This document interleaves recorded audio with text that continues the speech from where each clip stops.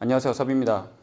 제가 조금 있다가 출강을 가야 되는데 그 출강 가기 전에 마침 이거는 공유해 봐도 재밌겠다라는 생각을 들어서 이렇게 영상을 찍게 되었습니다. 제가 이번에 출강을 가게 된 거는 인원이 25명이에요. 25명. 그리고 두 가지 아이템을 섞어서 2시간 동안 할 겁니다. 25명, 2시간, 그리고 두 가지 아이템. 한쪽은 카드 지갑 17명이고요. 한쪽은 키링 8명인데 이 카드 지갑 같은 경우는 제가 구멍을 다 뚫어놨고요. 그 다음에 키링 같은 경우는 제가 구멍을 현장에서 뚫을 겁니다. 본딩을 한 채로. 그렇게 준비를 해봤고 저 혼자 갑니다. 따로 보조 강사나 도와주시는 분이 없이 저 혼자 2시간 동안 25명을 그렇게 진행을 해보려고 이렇게 쭉 늘어놨는데 이 전체 제가 챙겨가는 것들을 한번 보여드리려고 해요. 물론 이 출강의 성격에 따라서 가져가는 준비물이 다를 수는 있어요. 근데 저 같은 경우는 가기 전에 이런 식으로 전부 다 쭉 펼쳐놓고 더블 체크를 합니다. 막상 가서 뭐 하나라도 부족하면 진행이 안 되기 때문에 이렇게 전체 다 늘어놓고 체크를 하고 체크리스트 하나를 띄워놓고 제가 체크를 합니다. 그래서 이 체크리스트는 제가 한번 같이 보여드릴 건데, 물론 아까 말씀드렸듯이 체크리스트는 제가 좀 복잡하게 하거나 그런 것들을 반영해서 전체가 되어 있고요. 필요 없는 거는 제외를 하면서 확인을 하는 편입니다. 우선 첫 번째로 재단 편이 있는데 저는 이번에 현장에 가서 재단을 하진 않아요.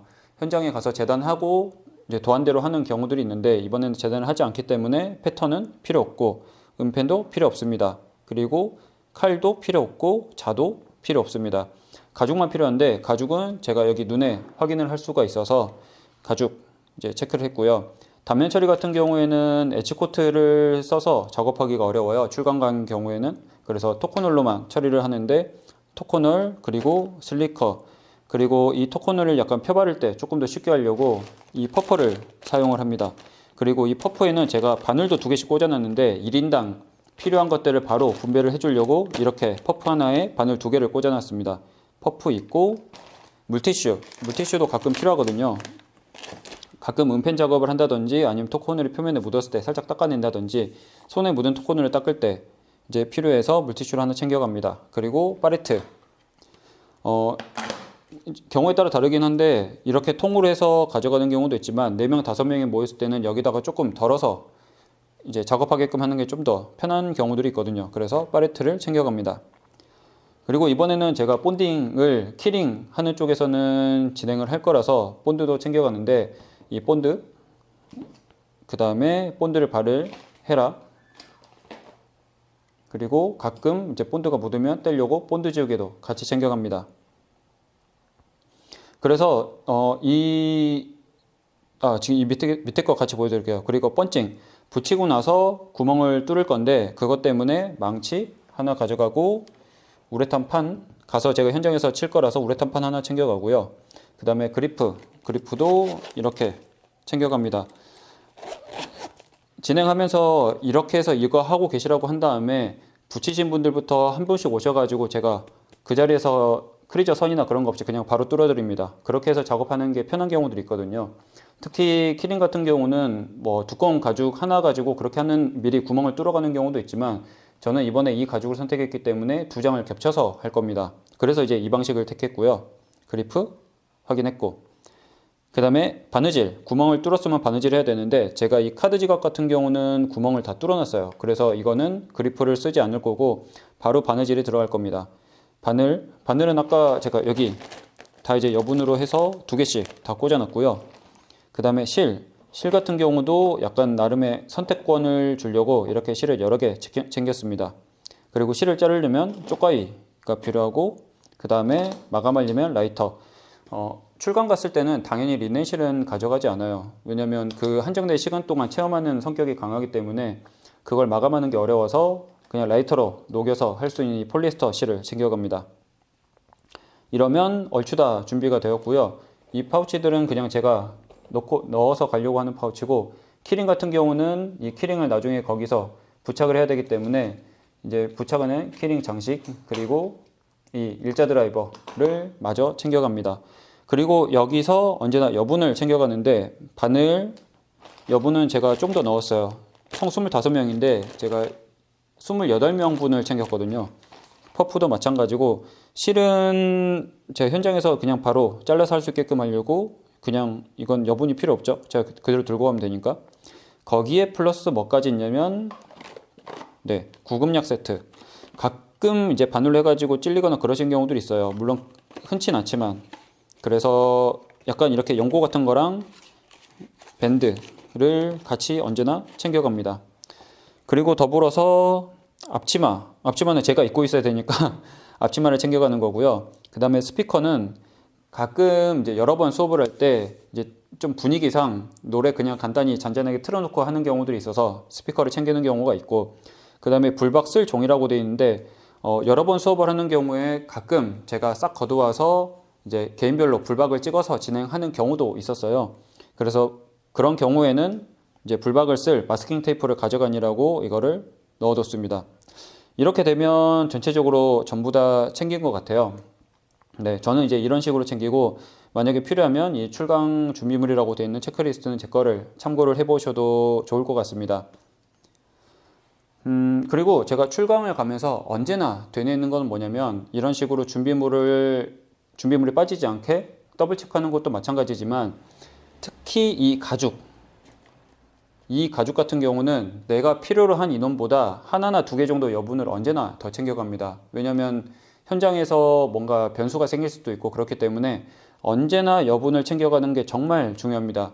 저도 지금 원래는 카드 지갑이 17명인데 이거는 18명분, 1명분을 더 여분으로 챙겼고요. 키링도 8명분인데 9명분으로 장식도 9개 챙겼습니다. 그래야 나중에 뭔가 돌발 사항이 생겼을 때 좀 쑥쑥쑥 이제 진행을 할 수가 있어서 이렇게 챙겨가는 편이에요. 물론 저같이 출강을 하는 경우가 그리 많진 않을 거예요. 보통 카드 지갑이나 그런 거 하면 구멍 다 뚫려 있고 그 구멍대로 바늘이랑 실만 가져가서 쑥 하면 되니까. 근데 만약에 이제 출강의 성격에 따라서 현장에서 직접 그리프를 치고 진행해야 되는 경우에는 이런 식으로 준비물이 많아질 수 있다라는 것을 참고를 해보시면 조금 더 좋지 않을까 싶습니다. 이미 그런 이제 출강이나 그런 것들을 하시는 분들이나 앞으로 하시는 것을 고민하시는 분들한테 조금이나마 도움이 됐으면 좋을 것 같아요.